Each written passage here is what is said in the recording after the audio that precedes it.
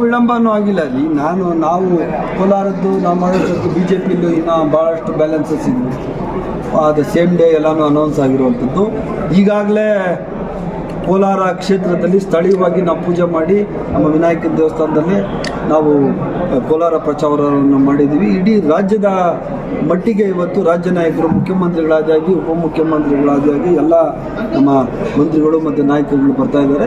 ರಾಜ್ಯ ವ್ಯಾಪ್ತಿ ನಾವು ಪ್ರಚಾರ ಮಾಡಬೇಕಲ್ಲ, ಅದಕ್ಕೆ ಇವತ್ತು ಅಧಿಕೃತವಾಗಿ ಚಾಲನೆಯನ್ನು ಕೊಡ್ತಾ ಇದ್ದೀವಿ. ಸರಿ, ಇವಾಗ ಜಿಲ್ಲೆಯ ಹಿರಿಯ ನಾಯಕರು ಇಬ್ಬರು ಅಂದರೆ ರಮೇಶ್ ಕುಮಾರ್ ಮತ್ತು ಮುನಿಯಪ್ಪನವರು ಬಹಿರಂಗವಾಗಿ ಅಸಮಾಧಾನವನ್ನು ತೋರಿಸ್ಕೊಂಡಿರುವಂಥದ್ದು ರಾಜ್ಯದ ಯಾವಾಗ ಚುನಾವಣೆಗೆ ಮುಂಚೆ ಎಲ್ಲರೂ ಟಿಕೆಟ್ ಆಸ್ಪಿರೆಂಟ್ಸ್ ಇರ್ತಾರೆ. ನಿಮಗೇನೆ ಗೊತ್ತು, ಕಾಂಗ್ರೆಸ್ ಪಕ್ಷ ಅನ್ನೋದು ಸಮುದ್ರ ಇದ್ದಂಗೆ, ಭಾಳಷ್ಟು ಜನ ಆಸಕ್ತಿ ಇರ್ತದೆ. ಎಲ್ಲರೂ ಟಿಕೆಟ್ ಕೇಳ್ತಾರೆ. ಟಿಕೆಟ್ ಕೊಡೋದು ಒಬ್ಬರಿಗೇ ಕೊಡೋಕ್ಕಾಗೋದು. ಅದೇ ಥರ ಇಲ್ಲಿ ಗೌತಮ್ರವ್ರು ಕೊಟ್ಟಿದ್ದಾರೆ. ಮುನಿಯಪ್ಪರವರ ಆಶೀರ್ವಾದದೊಂದಿಗೆ ಮುನಿಯಪ್ಪನವರು ಈಗಾಗಲೇ ಹಲವಾರು ಬಾರಿ ಸ್ಪಷ್ಟನೆಯನ್ನು ಕೊಟ್ಟಿದ್ದಾರೆ. ನಾನು ಟಿಕೆಟ್ ಕೇಳಿದೆ, ಆದರೆ ಹೈಕಮಾಂಡು ಗೌತಮ್ ಕೊಡಲಿಕ್ಕೆ ತೀರ್ಮಾನ ಮಾಡಿದೆ. ಅವನು ನಮ್ಮ ಹುಡುಗ ಒಳ್ಳೆ ಹುಡುಗ ಅಂತ ಹೇಳಿದ್ದಾರೆ. ಅದರಿಂದ ರಮೇಶ್ ಕುಮಾರ್ ಅವರು ಮತ್ತು ಮುನಿಯಪ್ಪ ಅವರು ಮತ್ತು ಜಿಲ್ಲೆಯ ಎಲ್ಲ ಶಾಸಕರು ಮಂತ್ರಿಗಳು ಎಲ್ಲರ ಆಶೀರ್ವಾದದಿಂದ ಗೌತಮ್ ಇವತ್ತು ಅಭ್ಯರ್ಥಿಯಾಗಿ ಹೊರಹೊಮ್ಮಿದ್ದಾರೆ. ಅತ್ಯಧಿಕ ಮತಗಳ ಅಂತರದಿಂದ 2 ಲಕ್ಷಕ್ಕೂ ಅಧಿಕ ಮತಗಳ ಅಂತರದಿಂದ ಕೋಲಾರ ಜಿಲ್ಲೆಯಲ್ಲಿ ಕಾಂಗ್ರೆಸ್ ಪಕ್ಷದ ಅಭ್ಯರ್ಥಿ ಗೆಲ್ತಾರೆ. ಕಳೆದ ಬಾರಿ ಲೋಕಸಭೆ ಚುನಾವಣೆಯಲ್ಲಿ ಏಕೈಕ ಅಭ್ಯರ್ಥಿ ಮಾತ್ರ ತಮ್ಮ ಪಕ್ಷದಿಂದ ಗೆದ್ದಿದ್ದಂಥದ್ದು. ಈ ಸಲ ಎಷ್ಟು ಅಚೀವ್ ಮಾಡೋ ಒಂದು ನಿರೀಕ್ಷೆ ಇದೆ ಸರ್? ಕಳೆದ ಸರ್ತಿ ಬೇರೆ ಸಂದರ್ಭ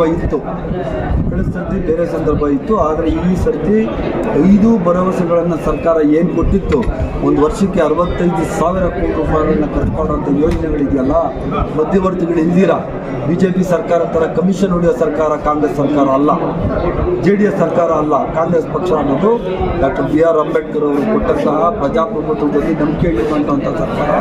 ಅಕ್ಕಿ ಯೋಜನೆ 5 kg ಅಕ್ಕಿ ಅವರು ಫಲಾನುಭವಿಗಳ ನೇರ ಪಾವತಿ ಮಾಡ್ತೀವಿ. ಅದರಲ್ಲಿ ಸೆಂಟ್ರಲ್ ಯಾರಾದರೂ ಇದ್ದಾರಾ? 2,000 ರೂಪಾಯಿ ಮನೆ ಯಜಮಾನಿಗೆ ದುಡ್ಡು ಕೊಡ್ತೀವಿ, ಅದರಲ್ಲಿ ಸೆಂಟ್ರಲ್ ಯಾರಾದರೂ ಇದ್ದಾರಾ? ಬಸ್ ಪಾಸ್ ಹೆಣ್ಮಕ್ಳಿಗೆ ಇಡೀ ರಾಜ್ಯದಲ್ಲಿ ಕೊಡ್ತೀವಿ, ಅದರಲ್ಲಿ ಸೆಂಟ್ರಲ್ ಯಾರಾದರೂ ಇದ್ದಾರಾ? 200 ಯೂನಿಟ್ವರೆಗಿನ ಕರೆಂಟ್ ಫ್ರೀ ಕೊಡ್ತೀವಿ, ಇದರಲ್ಲಿ ಸೆಂಟ್ರಲ್ ಯಾರಾದರೂ ಇದ್ದಾರಾ? ಮತ್ತು ಯಾರು ಡಿಗ್ರಿ ಹೋಲ್ಡರ್ಸ್ಗೆ 3,000 1,500 ಕೊಡ್ತೀವಿ. ಯಾರು ಸೆಂಟ್ರಲ್ ನೋ ಮಿಡ್ಲ್ ಮ್ಯಾನ್, ನೇರವಾಗಿ ಸರ್ಕಾರದಿಂದ ಬರುವಂಥ ಯೋಜನೆಗಳ 65,000 ಕೋಟಿ ಏನಿದೆ, ಇಡೀ 65,000 ಕೋಟಿ ನೇರವಾಗಿ ಫಲಾನುಭವಿಗಳಿಗೆ ತಲುಪಿಸುವಂಥದ್ದು. ಇದೇ ನಮ್ಮ ಕೈ ಹಿಡಿತವೆ.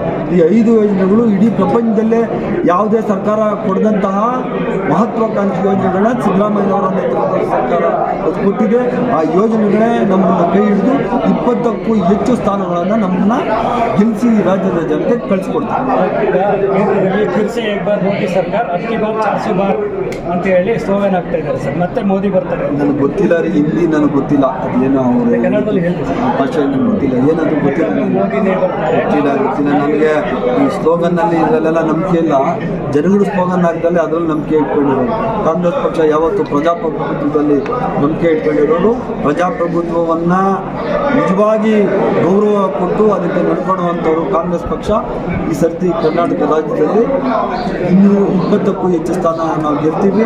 ಕೇಂದ್ರ ಸರ್ಕಾರದಲ್ಲಿ ಕಾಂಗ್ರೆಸ್ ಪಕ್ಷ ಆಡಳಿತ ಬರ್ತದೆ, ಅಷ್ಟೇ ನಾನು ಹೇಳ್ಬೋದು. ಇದು